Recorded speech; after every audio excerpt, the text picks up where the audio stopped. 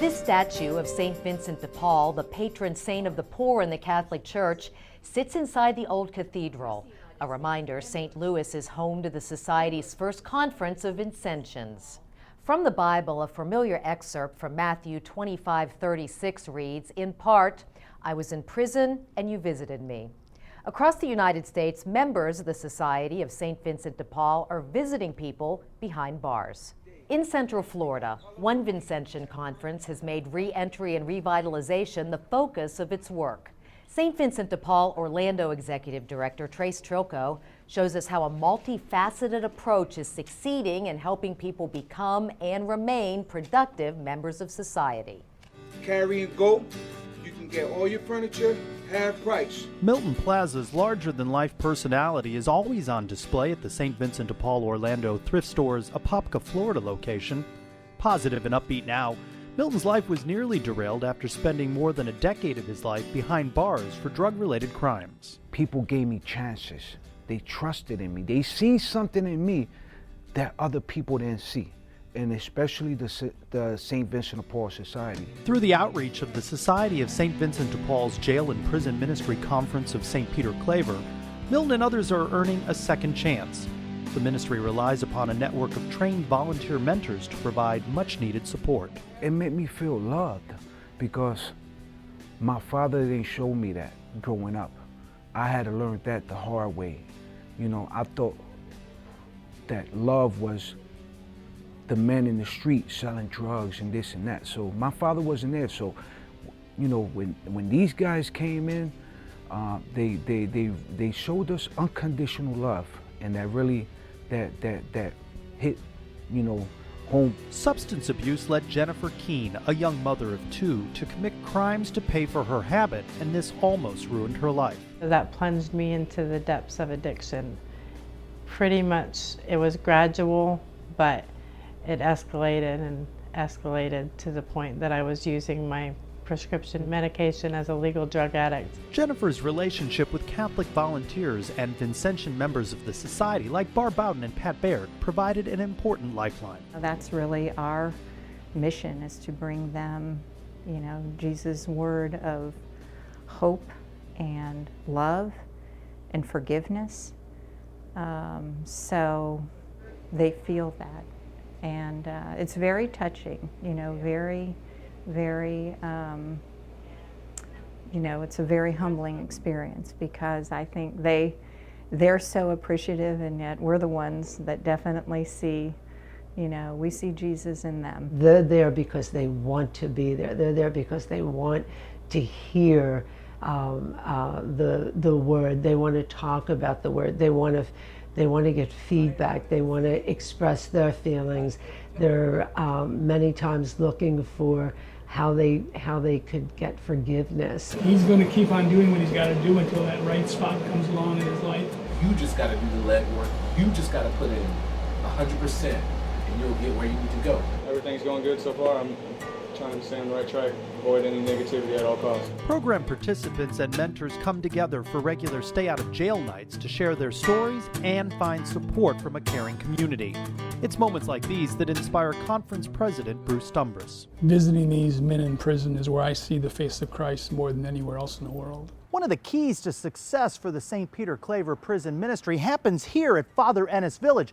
What may look like a simple trailer park for these returning citizens is a new lease on life. I didn't have nowhere to go. I mean, as soon as I was getting released from prison, I had nothing, no money, no job, no house, no nothing.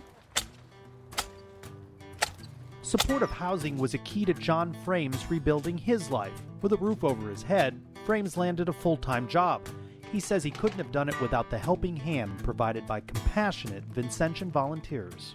Oh, I'm very grateful. This is my family. I mean, this is my family. You know, St. Vincent de Paul was my beginning. Dozens of program enrollees have rebuilt their self-esteem and made important connections to jobs. We have a number of guys that started here and now are managing organizations that are, you know, have $18, $20 hour jobs. Volunteers like Ruben A. Sanabria feel a calling to help people who have served their time and who want to make a difference in their lives. The problem they're having is once they get out of prison, society shuts the doors on them, and we're the only ones that have been opening these doors for them so that can come back and they'll be useful in society. Ben Gross also plays an important role in this ministry, making sure men like him who are released from prison have a backpack built with love. I come down here every Monday and I fill out bags and I give them extra clothes.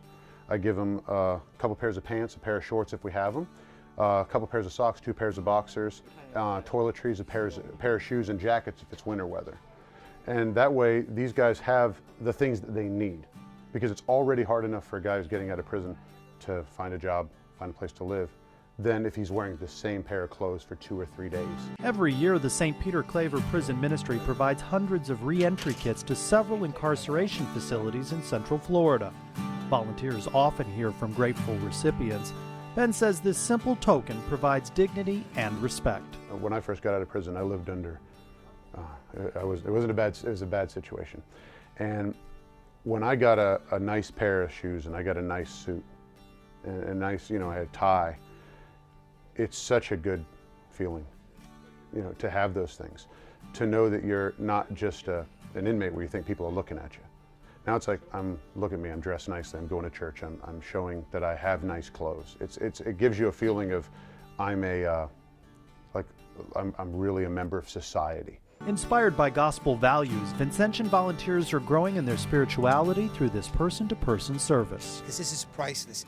The satisfaction that I get is that when I'm with them and I help them, I've confirmed what the Lord told me to do. This is your mission. You need to help these people get out of prison and be in society and be better persons in society. I feel the Holy Spirit in the room with us.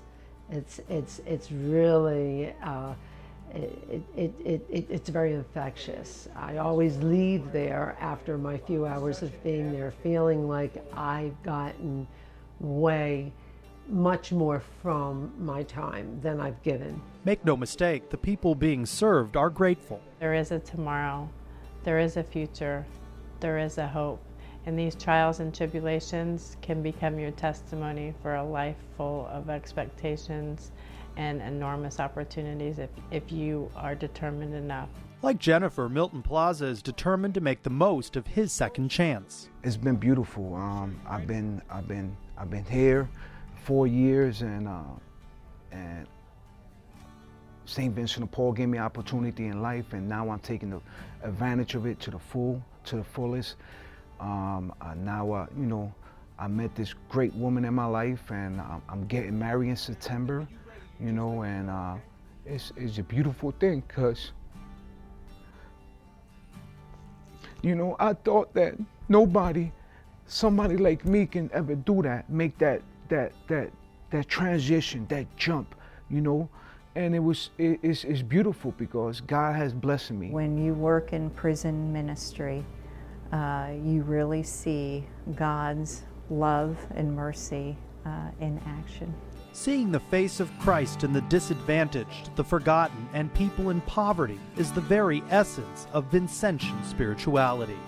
For Our Faith in Action, today's Society of St. Vincent de Paul, I'm Trey Strelka. We end with this quote by St. Vincent de Paul: "We should assist the poor in every way and do it both by ourselves and by enlisting the help of others."